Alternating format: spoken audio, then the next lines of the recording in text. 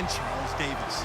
Larry, they broke ground on this place in the year 2000, opened it in August of 2002, and it's been the home of this franchise ever since. Welcome to NRG Stadium in Houston. We count down to kickoff in what should be an epic one here between the New England Patriots and the Dallas Cowboys. I'm Brandon Gaudin. To my left is my good friend Charles Davis, and what a thrill to be here for the biggest one of them all, the Super Bowl. And it seems to get bigger every year. The lights get brighter, the cameras more numerous. I don't know, there's just so much that goes into this game. It's an honor to be here, isn't it? It is an honor, and I can't wait to share this game with you. This is going to be a whole lot of fun. You're my partner, my best friend. I can't imagine being anywhere else but right here with you. And just think about it this way. You mentioned the magnitude. This is no longer just a game for America or even North America. This is worldwide. People watching from just about every country in the world.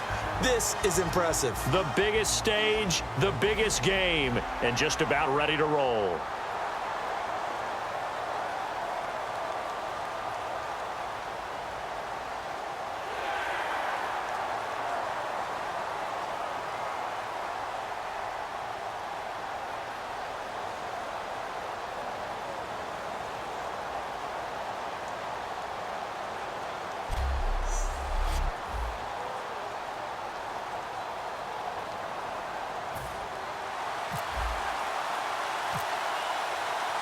We begin the next half-century of Super Bowls to a strobe of flashes. Super Bowl 51 from Houston is underway. That's fielded in the end zone. And he'll elect not to return this one, so they'll bring it out to the 25 on the touchback. So here come the Patriots now to take over on offense. And taking the field tonight for the record 7th time in a Super Bowl, Tom Brady. He desperately wanted to get to Super Bowl 50, didn't he? I mean, he grew up in Redwood City, and that wasn't terribly far from Santa Clara where that Super Bowl was held.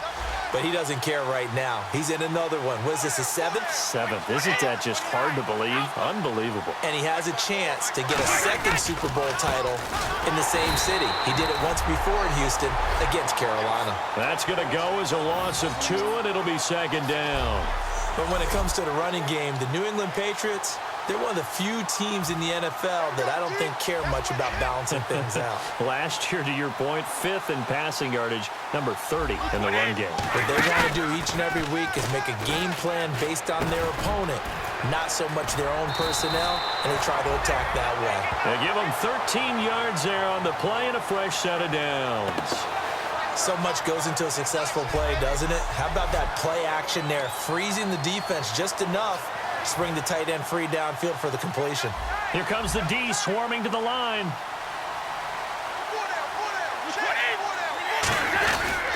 Brady gives this one to Lewis. Legs still churning. Like a giant pinball. And he'll be taken down.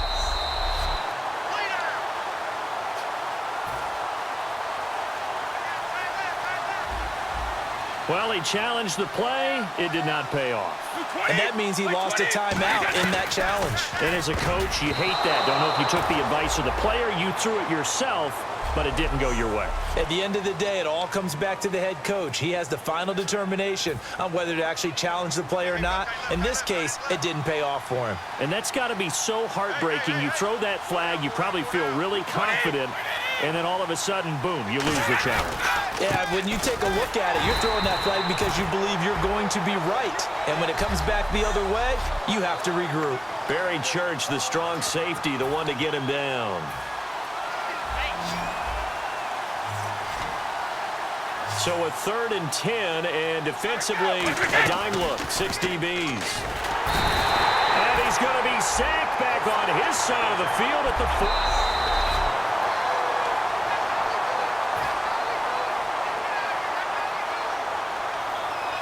All right, so the call stands. Tough now. They're out of challenges. Do you like the amount of challenges they have in the NFL? I do, because I think it brings a little extra strategy into the game about a head coach trying to determine when is the right time to pull the challenge flag, or maybe I let that one pass because I might need it later on in a bigger situation. So here the Cowboys now ready to go on offense for the first time.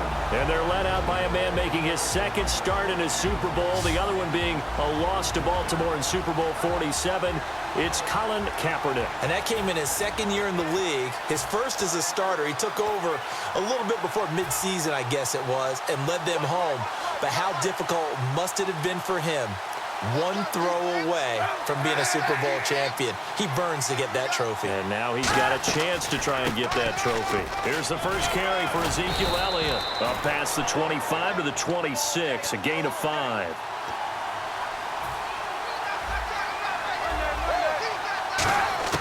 On second down, here's Kaepernick. Eluding the pressure right. Toward the sideline, and he will have the first down as he was able to keep the feet in bounds.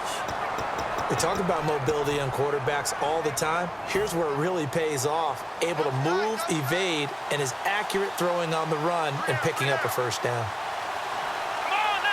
Henry takes a direct snap. And he'll work this one up to about the 38. Give him 5 on the carry there, and it'll be second down.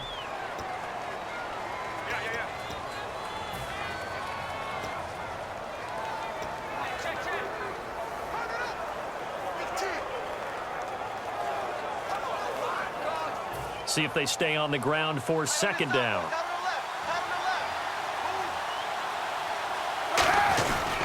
They stay on the ground, but this time it's Elliott. And he stopped immediately there. It'll only be a gain of a yard, and it sets up a third down and 4 now. Oh, a design run for their wideout. That'll make it 4th down after a loss of 1. A reverse is never called just to get 1 or 2 yards. It's often called to get a big, big play. The defense was having none of it on that one. They snipped it out and stuffed it.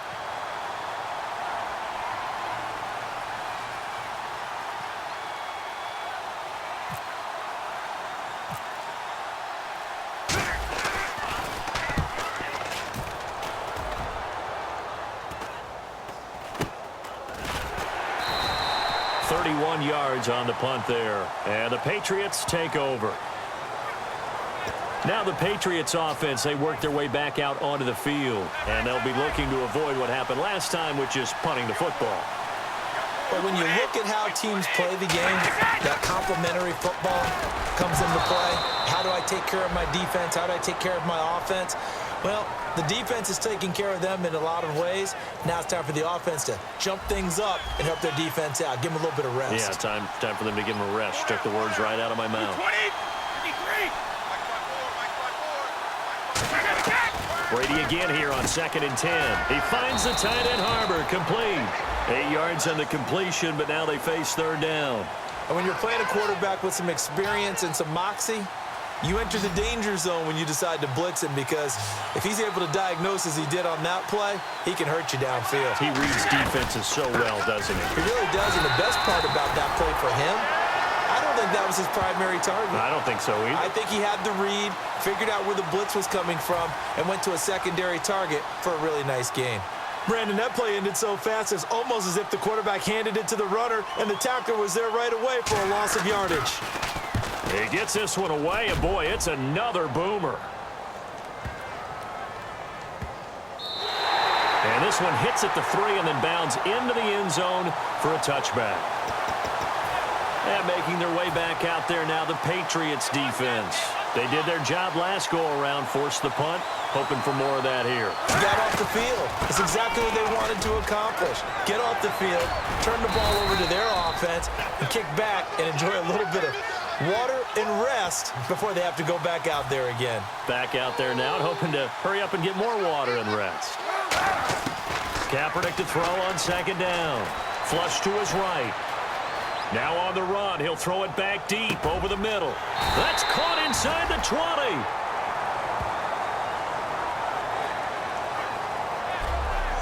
So 1 quarter down here in Super Bowl 51. 0-0 our score. The NFL on EA Sports continues right after this message.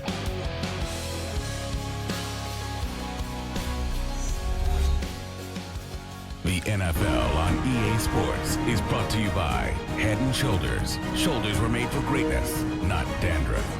Sitting alongside Charles Davis, I'm Brandon Gaudin, as it is Cowboy football to begin quarter number 2, and they've got it here with a first down.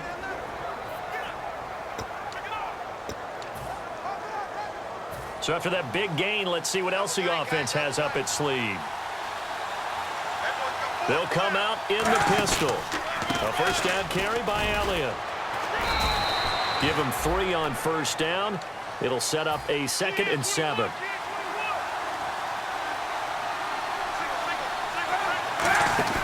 Now Kaepernick operating on the bootleg.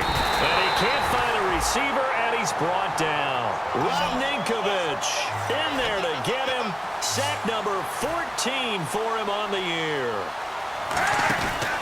On third down, Elliott.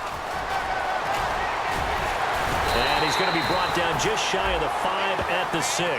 It'll be a gain of 15 on the play. And it'll be 4th down. That was a good explosive run right there. And it brings up an interesting little dilemma, doesn't it? 4th and inches. Got to decide what they want to do now. Not sure they expected to be in this situation with what they were facing on third down.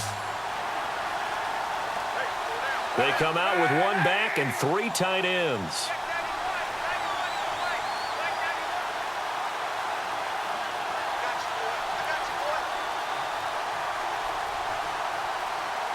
They'll need to get the play off quickly. Needing the tough yards, they run it with their fullback. And he won't have the touchdown, but he will have the first down as he's tackled at the 2. Now a play fake here on first down. He's got time in the pocket. And nearly picked off. Surprising to see a defender of his caliber let it get away, but it does get away and it's 2nd down. I know in every game we do, we talk about momentum. That was a momentum play lost. And now there could be a letdown because they didn't get the interception. Yeah, you could almost hear the collective gasp on the sideline as he could not come up with that football. Call it a gain of 2 as they're knocking on the door now. 3rd and goal. Hey, give them credit. That's a good, solid game there in the sneak because it all comes together. Enough space, get forward, gain yardage. Well done.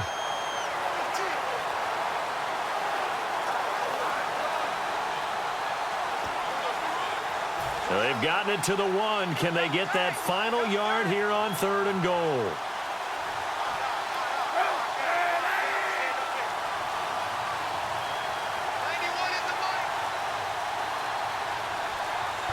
And the play clock's running down.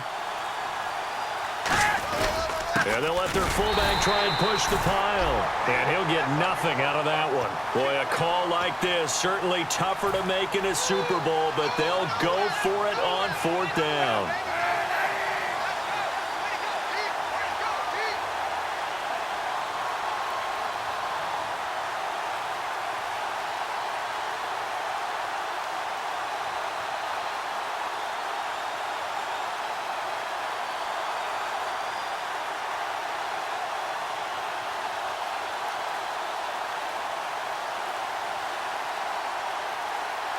Time running out here on the play clock.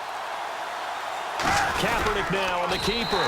They try the sneak, but not enough push. He doesn't get in. And the Patriots get the football back. A chance to get some momentum here in the 2nd quarter, getting their first trip into the red zone, but unable to get it across. And if I'm the head coach, sure you feel some disappointment, maybe a little bit of deflation there because you didn't get it in. But I'm going straight to rah-rah mode. All right, guys, we didn't get it this time. It's only the 2nd quarter. We'll be back. Let's get it later on. I want to keep this team up. I want them to feel like they've let everyone down. Positive. Got to be positive in this situation. It's too early to think that you don't have a chance to win this game. A give to the fullback on the dive. And now where are they going to mark him here? Well, they say he did get back to the 1-yard line, but that could have easily been 2 points the other way. And they're definitely showing blitz here.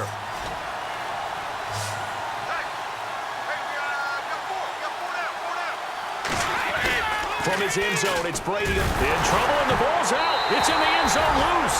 And this will be gathered up in the end zone, and that's a defensive touchdown.